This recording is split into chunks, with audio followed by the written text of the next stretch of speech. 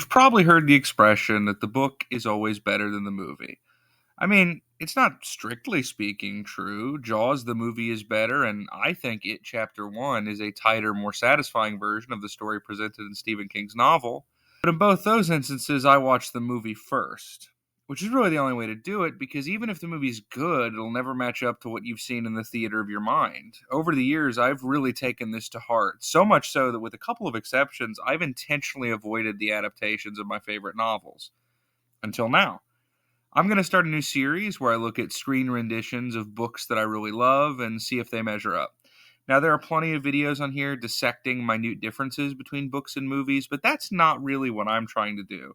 I'll bring it up if I think it's relevant, but the main thing I'm looking for is if the movie is good. And for the inaugural episode, we're going to be looking at something that's been adapted boatloads of times, And Then There Were None by Agatha Christie. And Then There Were None is, without hyperbole, the finest literary mystery ever written. Not only was it voted the 19th best book of all time during the Great American Read back in 2018, but it's been a staple of English classrooms for decades. It holds the distinction of being one of only a couple books that I read in one sitting because I just could not put it down. If you're not familiar, the story follows 10 strangers who are each invited to an isolated little island off the coast of England. None of them seem to really understand just what brought them there at first, but soon it becomes clear that something sinister is afoot. Every character has some sort of dark secret, and the person who brought them to the island knows and wants revenge. Paranoia builds as one by one they are murdered until, well, no spoilers, but look at the title. What I love about the book is the suspense, both in terms of whether or not anyone will survive, but also the extremity of what the victims have done. Could these characters really be guilty of what they're accused of? Do they deserve this? It's troubling, but it's gripping. And since everyone else seems to think so too, many, many people have tried to bring it to the screen over the years. I watched 3 versions for this video: the 1945 movie, the 1974 movie, and the 2015 TV miniseries. First up, of course, is the film from 1945.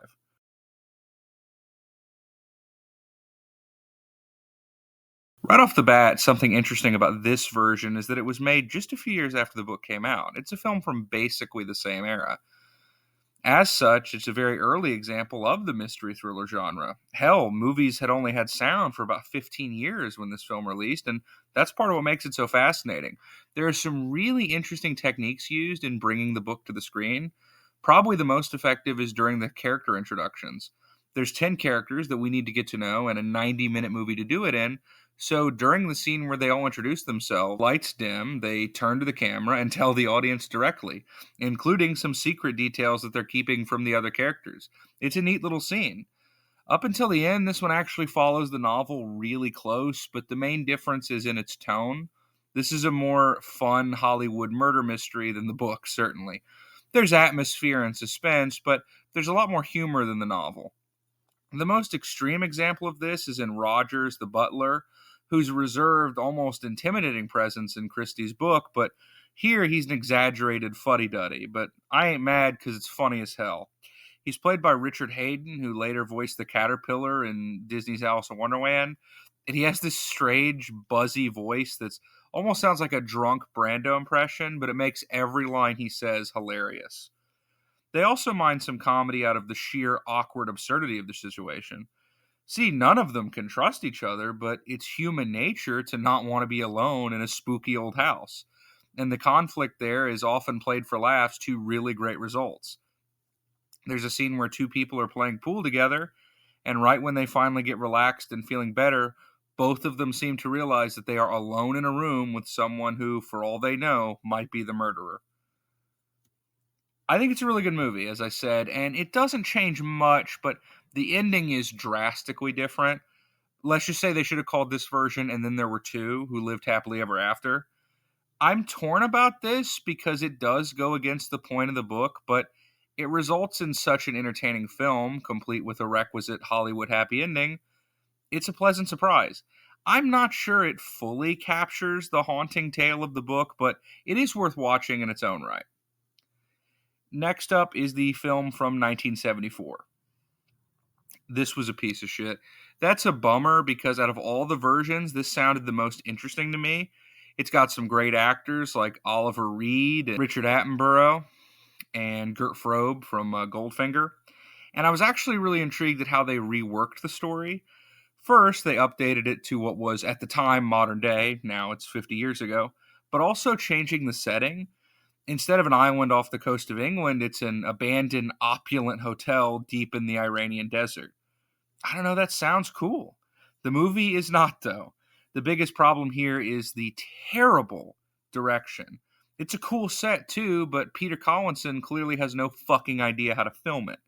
And as interesting as it sounded, the change in setting creates one massive hole at the center of the story, which robs it of so much tension. See, while Soldier Island in the book may not be the most visually exciting place to set a story, the barren little rock does serve a purpose because there's nowhere for anyone to reasonably stay hidden.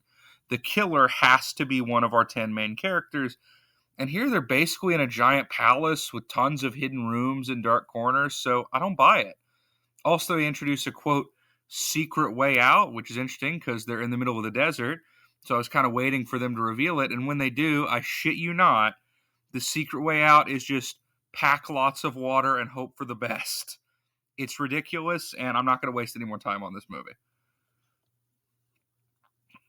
Finally, there is the 2015 miniseries, almost 70 years to the day from the time that the 1945 film was released. The story was adapted again into a 3-episode BBC miniseries. In almost every way, this could not be a more drastic departure from that film. Not just adapted from the small screen rather than the big one, but also, aside from 1 or 2 lines of gallows humor, this is a dark, dark show. Frankly, though, that is much closer to the tone of the novel. And Then There Were None is among the bleakest books Agatha Christie ever wrote. And this series gets that. It doesn't change anything as drastically as the 40s film, with one exception, although almost all the dialogue is original to this version. It's funny, the book is not very long, so I kind of thought a miniseries seemed like overkill, but it's paced very well. It's just the right length to bring the whole story to life, but it never drags. Speaking of that, each of the 10 guests at Soldier Island are played by great character actors. I saw a post once that said using British theater actors is like a cheat code to good TV, and that's certainly true here. Charles Dance is Justice Wingrave, Toby Stevens is Dr. Armstrong, Bern Gorman as Blore, and Sam fucking Neill as General MacArthur, amongst others. It goes beyond the actors, though. Sarah Phelps, the writer, went on to adapt several more Christie books into miniseries, and there's a reason for that. While no one can truly measure up to the Queen of Mystery, Phelps gets the style and can ape it to a convincing enough degree. And while the 40s movie played up the comedy of the situation, the paranoia of all the guests on Soldier Island is front and center here, as is their remorse, or in some cases, lack of it. Guilt is a big theme in the novel, and the miniseries really just dives straight in. It's gripping and effective. My only issue with this version is that in the novel, all the murders the characters are accused of are in kind of a legal gray area. For example, Emily Brent fired and threw out her maid, who then committed suicide. Now, there's just enough plausible deniability in that, it's convincing that the characters would be able to delude themselves into believing that they really weren't to blame. But I guess that wasn't flashy enough because several of them are just directly responsible for the death of someone here. The most odd is General MacArthur. In the book, he discovers that one of his subordinates is having an affair with his wife, so he sends the guy on a doomed mission, which kills him. But in the show, he just shoots him. I mean, I guess it's fine because it's a more exciting visual, but it strains credibility quite a bit. I do like this ending better than the movies, though. I don't think anything in film can capture that feeling of reading the book and getting to the last few pages when the message in a bottle is found, which explains everything. It's scary as hell, but they do a good job of having their cake and eating it too. There's a moment that accomplishes mostly the same idea, but with more regard for this being a visual medium. Now, the real question, which one do I like better? Well, seeing as how the 70s movie basically doesn't count, I think the 2015 miniseries is probably the closest to the book, but the one I enjoyed the most was the 40s movie. It was just so much fun. I've actually watched it a couple more times since watching it for this video, and it's a great little mystery. Anyway, this was kind of a new type of video. I hope you guys enjoy it. This is T Quinton 1 signing out.